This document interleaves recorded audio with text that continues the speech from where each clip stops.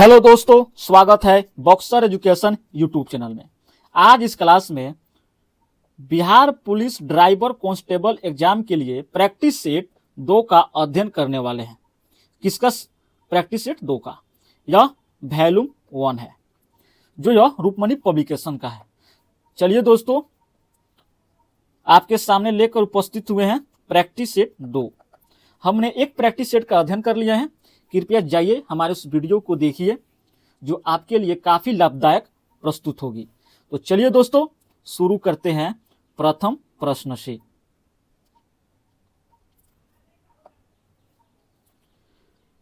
सत्यार्थ प्रकाश पुस्तक किसके द्वारा लिखी गई है? तो यह पुस्तक स्वामी दयानंद सरस्वती जी के द्वारा लिखा गया है। यह 1875 में लिखा गया था। किस भाषा में? तो यह हिंदी भाषा में लिखा गया था। दयानंद सरस्वती का बचपन का नाम क्या था? मूल शंकर है। मूल शंकर उनका बचपन का नाम है। अगला प्रश्न, बिहार विभूति उपनाम से निम्न में से किसे जाना जाता है? तो बिहार विभूति के उपनाम से यह अनुग्रह नारायण सिंह के जाना जाता है। श्री कृष्ण सिंह को बिहार केसरी के नाम से और सत्येंद्र नारायण सिंह को छोटे साहेब के नाम से जाना जाता है। बिहार का पहला मेगा फूड पार्क कहां स्थापित किया गया है? तो मेगा फूड पार्क यह मुजफ्फरपुर में स्थापित किया गया है। काकोलत जलप्रपात बिहार के किस जिला में है? तो यह जलप्रपात नवादा में है। एशियाई देश लेबनान की राजधानी कहां है? तो लेबनान की राजधानी बेरूत है। और वियतनाम की राजधानी हनोई, और साइप्रस की राजधानी निकोसिया, और यमन की राजधानी सना है। यमन की राजधानी सना है। अगला प्रश्न, गौतम बुद्ध ने धर्म चक्र प्रवर्तक कहां से प्रारंभ किया था? तो धर्म चक्र प्रवर्तक यह सारनाथ से प्रारंभ किया था। गौतम बुद्ध का जन्म 563 ईसा पूर्व में हुआ था। अगला प्रश्न, हड़प्पा स्थल किस नदी के तट पर अवस्थित है? तो हड़प्पा स्थल यह रावी नदी के तट पर है। प्रसिद्ध लिंगराज मंदिर किस राज्य में अवस्थित है? तो लिंगराज का मंदिर यह ओडिशा में स्थित है। चाणक्य को और किस नाम से जाना जाता है? तो चाणक्य को विष्णुगुप्त के नाम से जानते हैं। वल्लभाचार्य ने किसकी भक्ति का प्रचार किया? तो वल्लभाचार्य ने कृष्ण की भक्ति का प्रचार किया था। कुतुब मीनार किसके द्वारा पूरा किया गया था? तो कुतुब मीनार को पूरा करने वाले इल्तुतमिश थे। और इसका नींव रखने वाले कौन थे? कुतुब मीनार का नींव रखने वाले कुतुबुद्दीन ऐबक थे। मराठा शासक छत्रपति शिवाजी की राजधानी का नाम क्या था? तो उनकी राजधानी का नाम रायगढ़। गांधी जी ने दांडी मार्च कहां से आरंभ किया था? तो गांधी जी ने दांडी मार्च साबरमती आश्रम से किया था। प्राचीन नालंदा विश्वविद्यालय का संस्थापक कौन था? तो नालंदा विश्वविद्यालय का संस्थापक यह कुमारगुप्त प्रथम थे। पूगा घाटी कहां स्थित है? तो पूगा घाटी यह लद्दाख में है।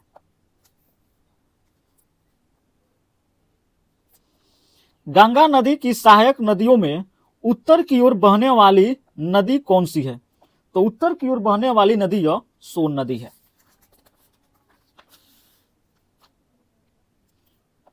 कुलेरू झील किस राज्य में अवस्थित है?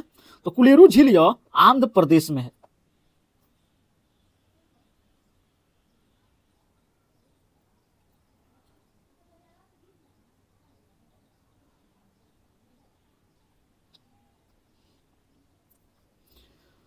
पूर्वी मध्य रेलवे का मुख्यालय डायस में स्थित है। तो पूर्वी मध्य रेलवे का मुख्यालय यह हाजीपुर में है। अगला प्रश्न, ऑपरेशन फ्लड का संबंध किससे है? तो ऑपरेशन फ्लड का संबंध दूध उत्पादन से है। हरित क्रांति के जनक कौन है? तो हरित क्रांति के जनक नॉर्मन बोरलॉन्ग है। अंत्योदय अन्न योजना कब लागू की गई थी? तो यह योजना 2000 में लागू की गई थी, 2000 ईस्वी में। विश्व सरैया लौह एवं इस्पात लिमिटेड डायस राज्य में है? तो यह किस राज्य में है? कर्नाटक में है। सीरिया की राजधानी कहां है? तो सीरिया की राजधानी यह दमिश्क में है। म्यांमार की मुद्रा निम्नलिखित में से कौन सी है? तो म्यांमार की मुद्रा यह क्यात है। भारत के संविधान का निम्नलिखित में से कौन सा अनुच्छेद राष्ट्रपति के चुनाव की प्रक्रिया से संबंधित है? तो राष्ट्रपति के चुनाव के प्रक्रिया से अनुच्छेद 55 संबंधित है।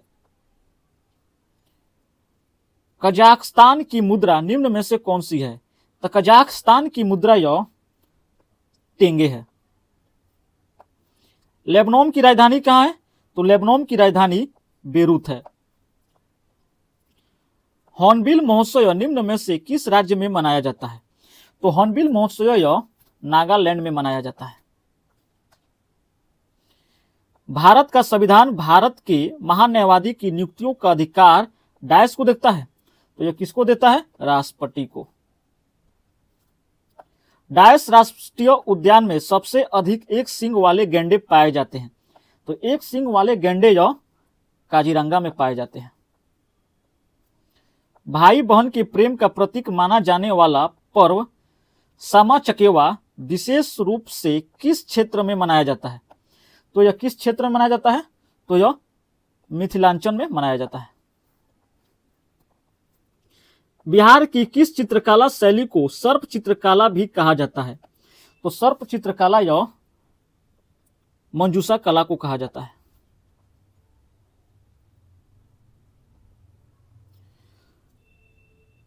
प्राचीन कला में विश्व का प्रथम विश्वविद्यालय नालंदा महाविहार किस धर्म की शिक्षा का प्रमुख केंद्र था?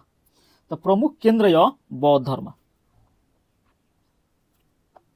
शहनाई वादक उस्ताद बिस्मिल्लाह खान, जिन्हें भारत रत्न से सम्मानित किया गया, का जन्म बिहार के किस स्थान पर हुआ था? तो बिस्मिल्लाह खान का जन्म यह बिहार के डुमराव अर्थात बक्सर जिले में हुआ था।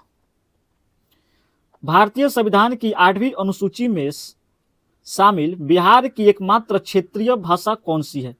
तो क्षेत्रीय भाषा यह मैथिली है।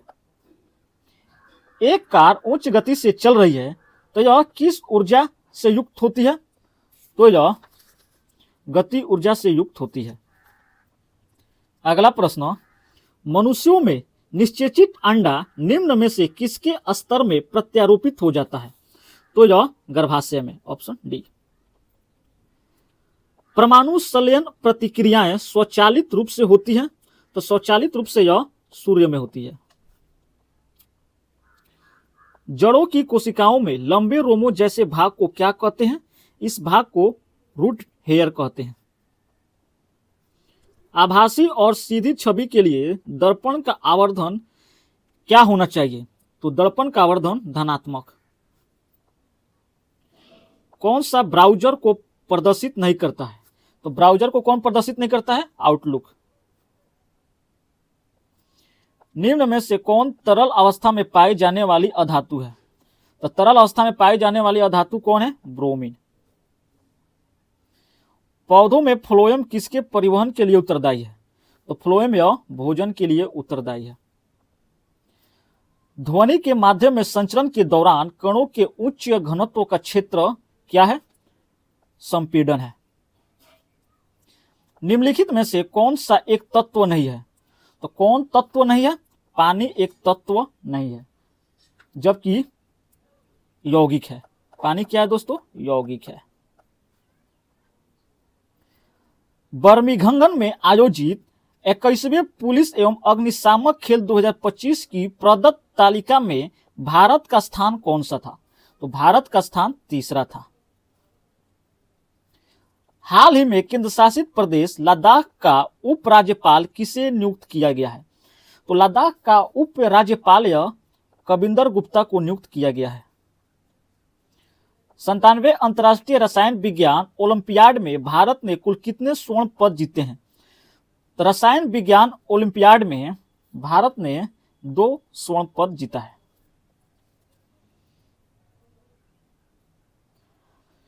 इस ओलंपियाड में भारत ने कुल 4 पद जीते हैं, जिसमें से 2 स्वर्ण पद और 2 रजत पद जीता है।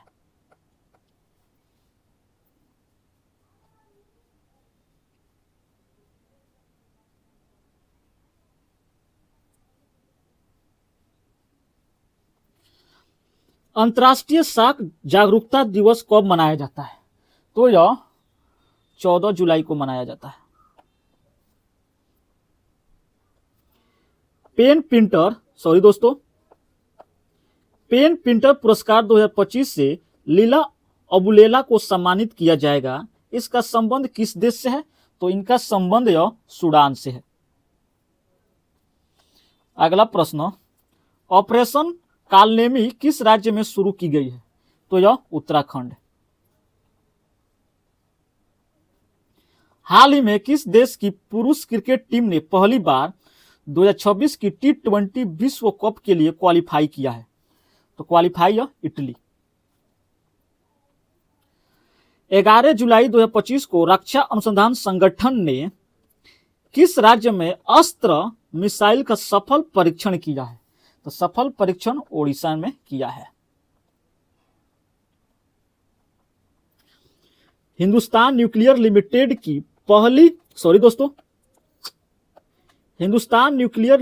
की महिला सीईओ कौन चुनी गई है? तो महिला सीईओ यह प्रिया नायर को चुना गया है। गज मित्र योजना किस राज्य में शुरू की गई है? तो यह असम में। यूपीआई को स्वीकार करने वाला विश्व का 8वां देश कौन बन गया है? 8वां देश कौन बना है दोस्तों? त्रिनाद और टोबैगो बना है।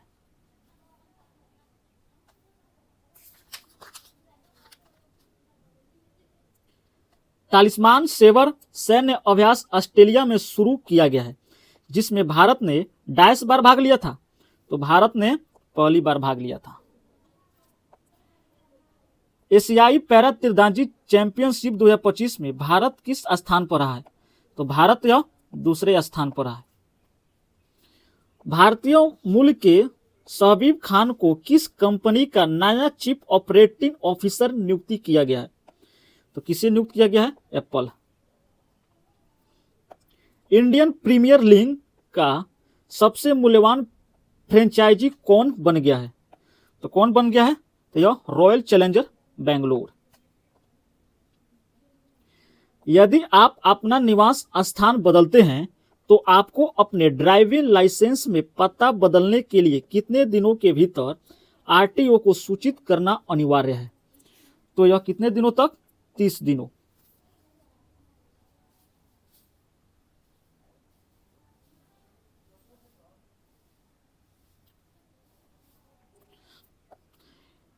एक लंकर लाइसेंस धारक के लिए निम्नलिखित में से कौन सा प्रतिबंध लागू होता है?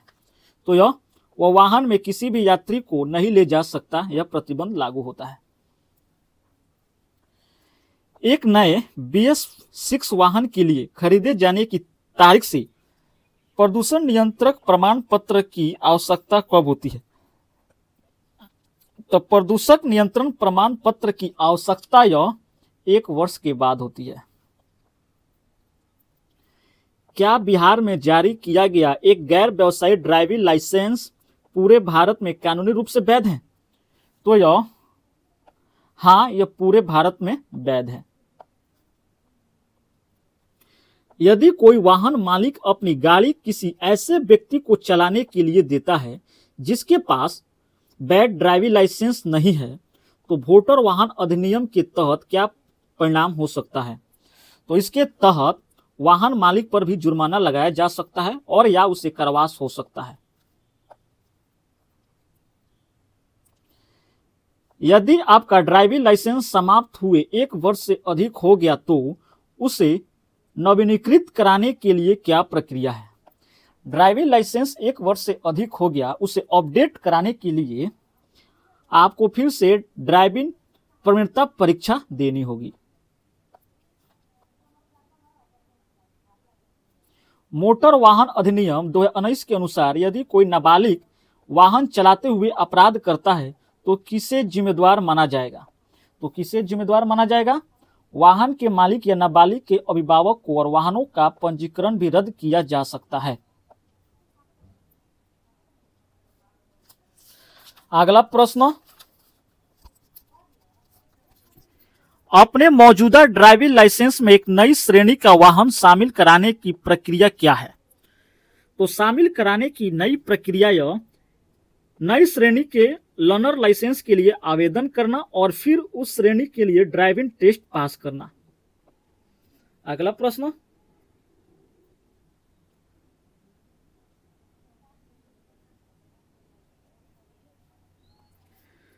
हाई सिक्योरिटी रजिस्ट्रेशन प्लेट के संबंध में क्या नियम है? तो इसका क्या नियम है दोस्तों? तो इसका नियम है प्लेट पर नंबर केवल अंग्रेजी अक्षरों और अरबी अंकों में होनी चाहिए। जब आप एक डीलर से एक नया वाहन खरीदते हैं तो वह आपको कौन सा महत्वपूर्ण दस्तावेज जारी करता है जो यह प्रमाणित करता है कि वाहन सभी सुरक्षा और उत्सर्जन मानकों का अनुपालन करता है? तो कौन करता है? फॉर्म 22। अगला प्रश्न, एक निजी वाहन की नंबर प्लेट का रंग कैसा होता है? तो इस नंबर प्लेट का रंग सफेद पृष्ठभूमि पर काले अक्षर। आगे संकरा पुल है, तो यह किस प्रकार का यातायात संकेत है? तो यह किस प्रकार का है? चेतावनी संकेत। मोटर वाहन अधिनियम 1988 के अनुसार बिना हेलमेट दोपहिया वाहन चलाना किस धारा का उल्लंघन है? तो यह किस धारा का उल्लंघन है? धारा 129। किसी वाहन का पंजीकरण प्रमाण पत्र कौन जारी करता है? तो यह क्षेत्रीय परिवहन कार्यालय आरटीओ जारी करता है। सड़क पर लगातार खींची गई पीली रेखा का क्या मतलब है? तो पीली रेखा का मतलब क्या है? इस रेखा पर ओवरटेक करना मना है। हॉर्न बजाना प्रतिबंधित है, यह संकेत आमतौर पर किस क्षेत्रों में पाया जाता है? तो यह अस्पतालों और स्कूलों में पाया जाता है। यदि आप किसी दुर्घटना के शिकार व्यक्ति की मदद करते हैं तो आपको किस कानून के तहत कानूनी सुरक्षा प्रदान की जाएगी? तो यह सच्चा सामरिक कानून। वाणिज्यिक वाहनों के लिए फिटनेस प्रमाण पत्र की वैधता आमतौर पर शुरुआत कितनी होती है? तो आमतौर पर शुरुआत यह 2 वर्ष। यातायात बत्ती में लाल बत्ती के बाद कौन सी बत्ती जलती है? तो इसमें हरी बत्ती। ओवर स्पीडिंग मोटर वाहन अधिनियम की किस धारा के तहत एक अपराध है? तो यह अपराध है धारा 183।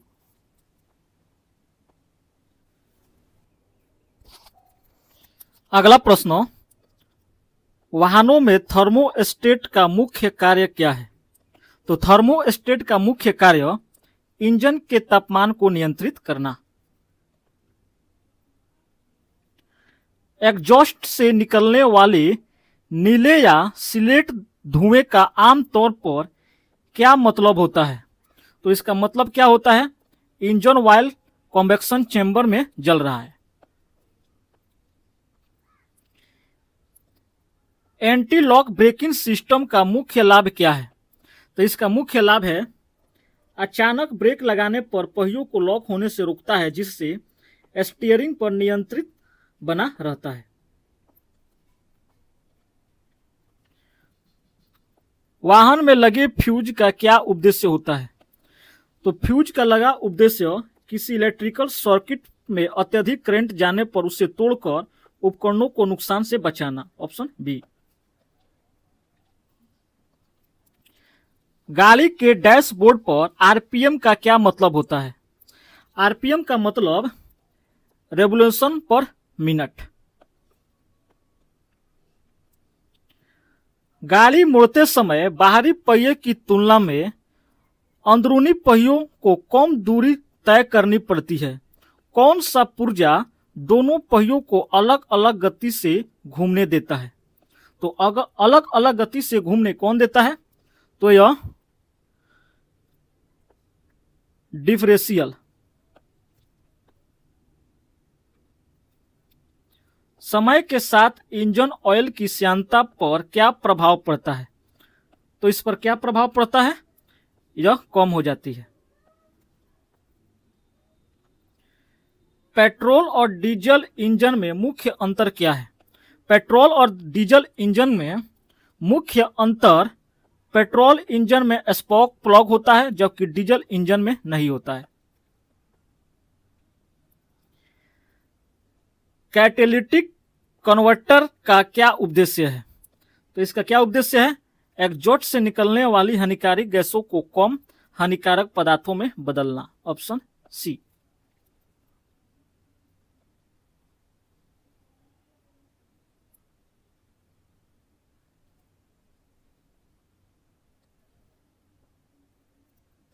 अगला प्रश्न, यदि गाड़ी स्टार्ट करते समय केवल क्लिक क्लिक की आवाज आती है लेकिन इंजन नहीं घूमता तो सबसे संभावित समस्या क्या है?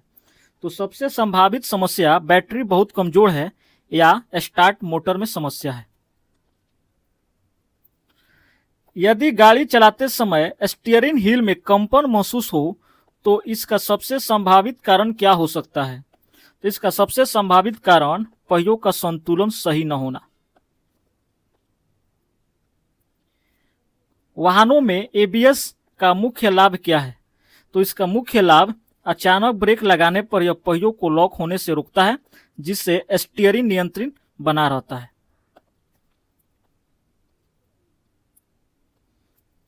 वाहन के डैशबोर्ड पर चेक इंजन लाइट जलने का क्या मतलब है? तो चेक इंजन लाइट जलने का मतलब है इंजन उत्सर्जन या सेंसर सिस्टम में कोई संभावित समस्या। Option B. डीजल इंजन में ईंधन को जलाने के लिए किसका उपयोग किया जाता है? तो किसका उपयोग करते हैं? इसमें हम केवल हवा का उच्च दबाव और तापमान का उपयोग करते हैं। नियमित अंतराल पर टायर रोटेशन क्यों करवाना चाहिए? तो टायर रोटेशन क्यों करवाना चाहिए? टायरों का एक समान घिसाव सुनिश्चित करने के लिए जिससे उनकी उम्र बढ़ती है। Option B. वाहनों के फ्यूज बॉक्स में फ्यूज का क्या उद्देश्य होता है? तो इसका क्या उद्देश्य होता है? विद्युत सर्किट को ओवरलोड या शॉर्ट सर्किट से होने वाले नुकसान से बचाना। ब्रेक लगाते समय तेज चीखने या घिसने जैसी आवाज आना आमतौर पर किस बात का संकेत है? तो किस बात का संकेत है? ब्रेक पैड घिस चुके हैं और उन्हें बदलने की जरूरत है।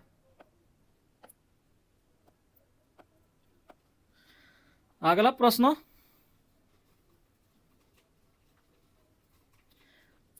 ब्रेक फ्लूइड शब्द का क्या अर्थ है? तो इसका अर्थ क्या है? ब्रेक फ्लूइड का स्तर कम हो जाना।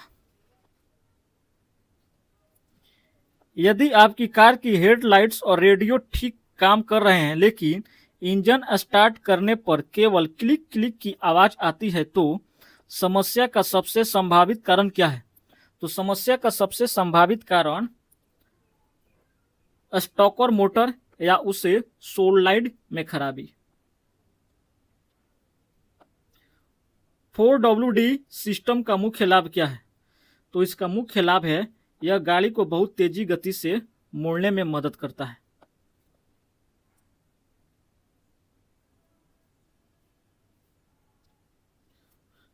पावर स्टीयरिंग फ्लूइड का उपयोग क्या है?